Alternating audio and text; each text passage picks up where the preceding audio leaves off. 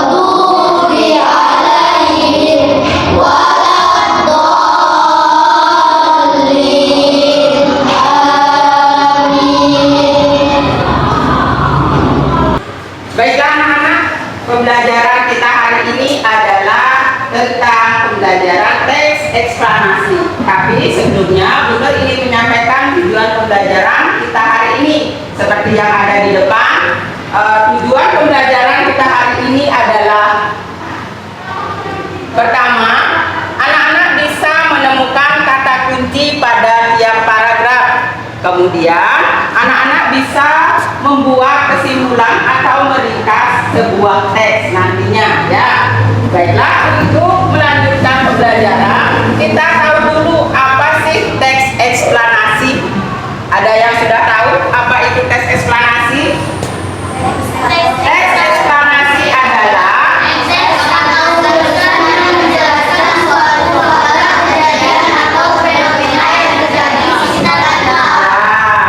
artinya fenomena yang nyata ada di alam, seperti banjir, gempa bumi. Itu adalah kenyataan yang memang terjadi. Kemudian teks eksplanasi tentang berisi tentang apa?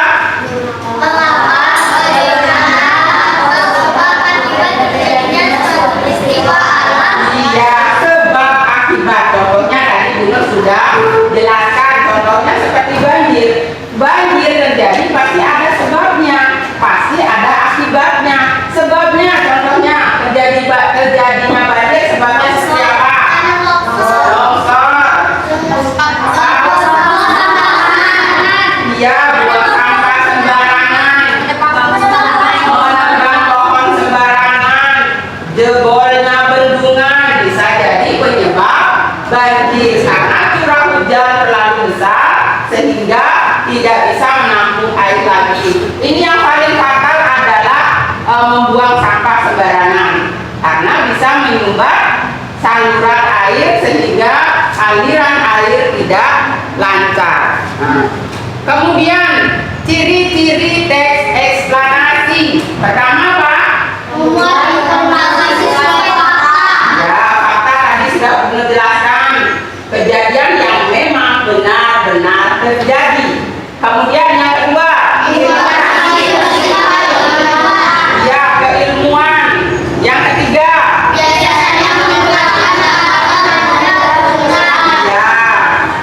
menggunakan penanda seperti sebab akibat tadi ya. Kemudian yang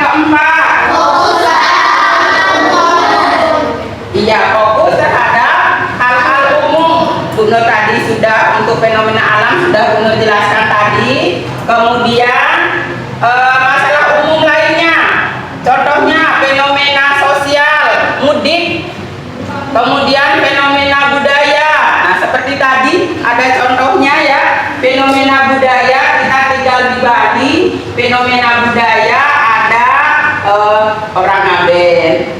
Itu fenomena budaya yang ada di Bali. Bagaimana cara kita menanggapi atau bersikap terhadap budaya lokal, budaya yang ada di Bali? Kita sebagai minoritas harus tetap memberi penghormatan, kemudian toleransi, memberikan mereka berjalan dengan lancar, kegiatan mereka berjalan dengan lancar ya, tanpa ada gangguan. Itu cara kita toleransi dengan agama lain. Baiklah, untuk selanjutnya kita belajar tentang langkah-langkah menemukan informasi pada sebuah bacaan ya. Misalkan disajikan sebuah bacaan, kalian kan belum tahu apa sih isi bacaan tersebut. Nah, kalian pengen tahu apa enggak tentang bacaan yang disajikan? Ingin. Langkah yang kamu lakukan pertama sekali apa? Ya, pastinya harus baca terlebih dahulu biar kalian tahu apa sih informasi yang disajikan di bacaan tersebut. Harus dibaca dengan baik, dipahami. Yang kedua, ya, bacaan yang disajikan otomatis itu berbentuk paragraf. Ada berapa paragraf ya bacaan ini? Paragraf pertama itu tentang apa saja? Bisa dilihat, dibaca dulu per paragraf, dipahami dulu apa isi per paragraf. Kemudian yang ketiga,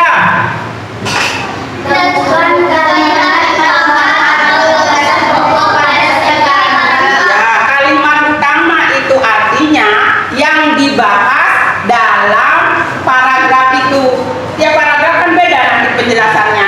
Ada kalimat utamanya, kemudian ada kalimat penjelasnya. Kamu temukan dulu kalimat utamanya. Ya, kalimat utama tiap paragraf. Yang keempat,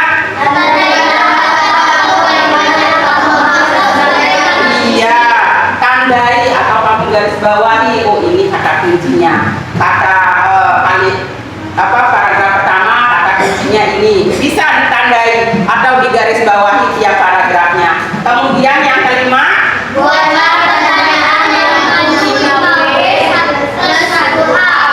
Iya, membuat pertanyaan biar anak-anak paham apa isi paragraf. Buatlah pertanyaan. Ibu sering ajarkan, ayo buat dulu pertanyaan tentang apa sih paragraf ini. Buat pertanyaan dengan memakai 5W, yaitu apa, kemudian di mana, siapa, kapan, mengapa, dan bagaimana. Kan itu kalimat tanya.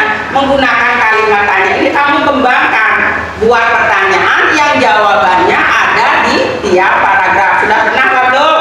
Sudah.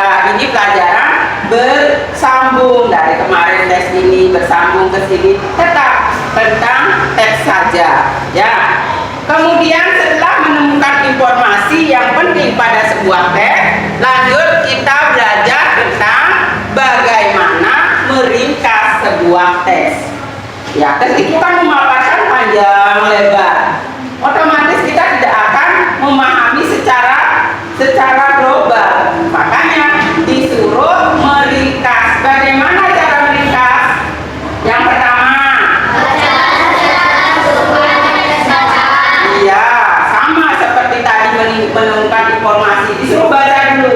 Baca dulu tiap paragraf apa yang penting-penting saja ya. Kalau meringkas tidak keseluruhan. Tapi ibu lihat kemarin-kemarin kalau meringkas masih menjiplak semua ditulis. Padahal tujuan meringkas adalah mempersingkat atau menulis yang penting-penting saja. Makanya disinilah letak manfaat atau tujuan dari meringkas dengan menemukan informasi penting terlebih dulu. baru kita meringkas ya. Kemudian yang kedua, cara meringkas setelah membaca, kita lanjut pahami isi bacaan yang akan dirangkum. Yang ketiga,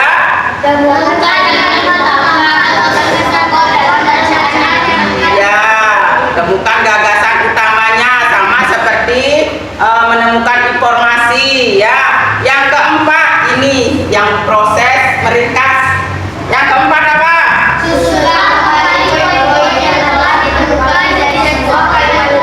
Iya, setelah membaca, kemudian setelah menggarisbawahi, kemudian kamu susun poin-poin yang anggap kamu penting, yang dari awal, dari paragraf pertama, kedua, ketiga, dan seterusnya, kamu tulis menjadi ringkasan. Nah, itulah cara untuk meringkas, tidak menjiplak blek ditulis semua, tidak, tapi ada tahapannya ya. Tulis poin-poinnya saja, disusun menjadi satu paragraf. Ada yang bertanya?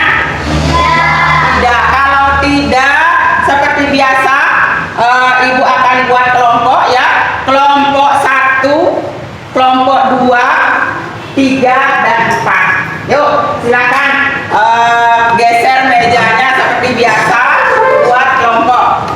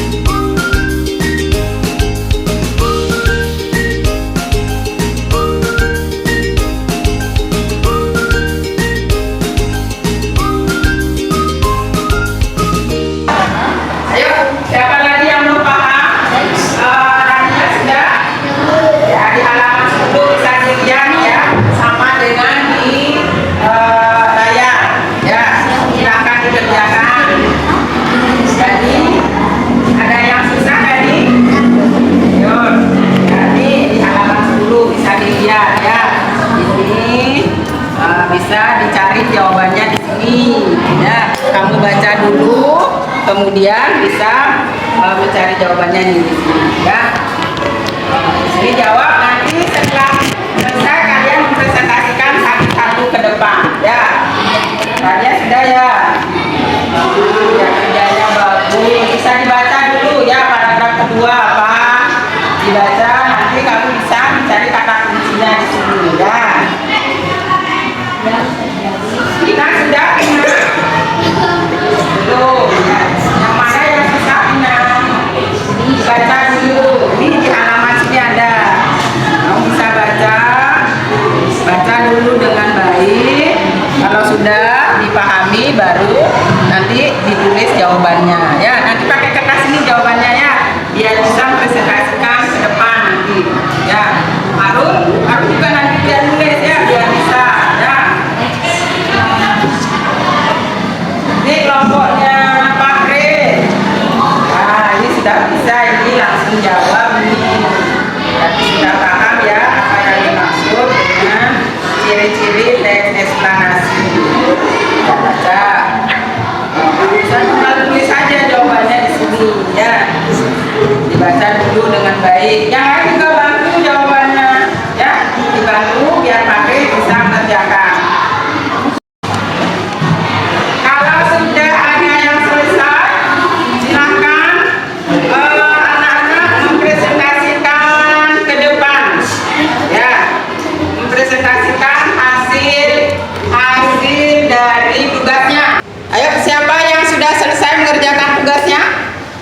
Ada yang sudah selesai? Oh iya, Pina, ayo silakan Pina presentasi ke depan. Ya silakan, dengarkan ya. Nomor 1, teks eksplanasi adalah teks atau tulisan yang menjelaskan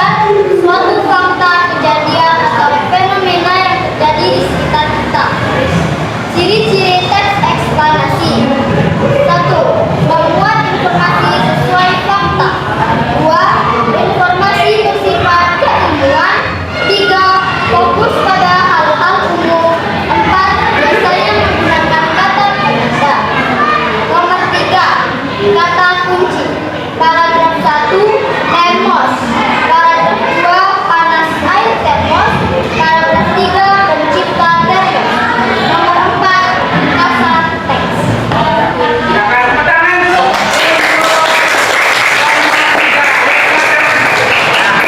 Ayo hasil dari tugasnya.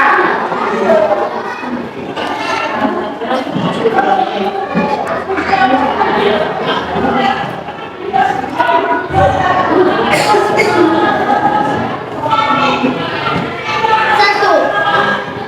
Teks eksplanasi adalah teks atau tulisan yang menjelaskan suatu fakta, kejadian, atau fenomena yang terjadi di sekitar kita. 2. Ciri-ciri teks eksplanasi.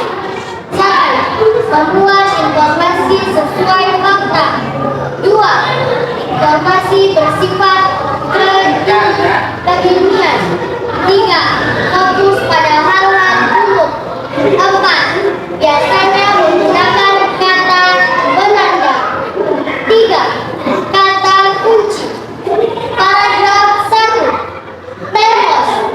Paragraf 2. Panas air termos. Paragraf 3. Pencipta termos. 4. Ringkasan teks. Kekurangan kurangnya.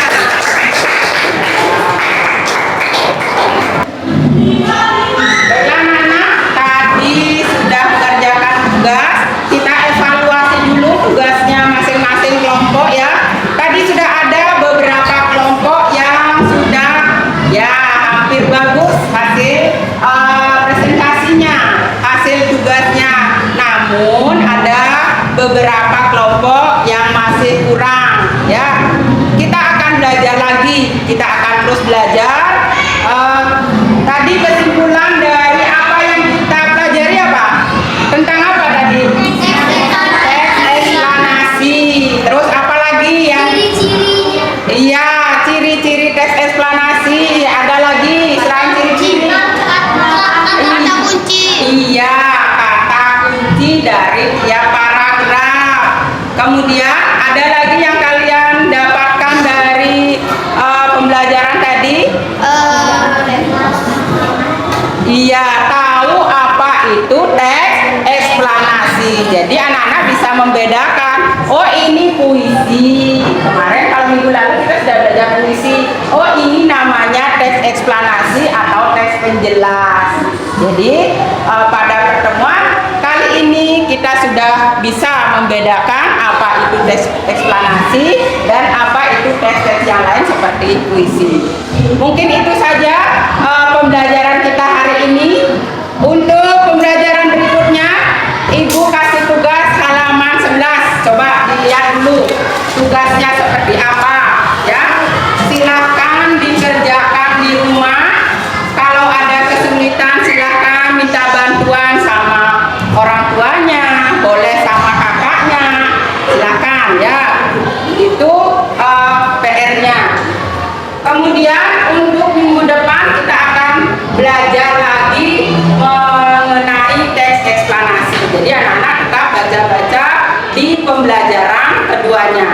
Ya, mungkin itu saja pertemuan kita hari ini. Kita tutup dengan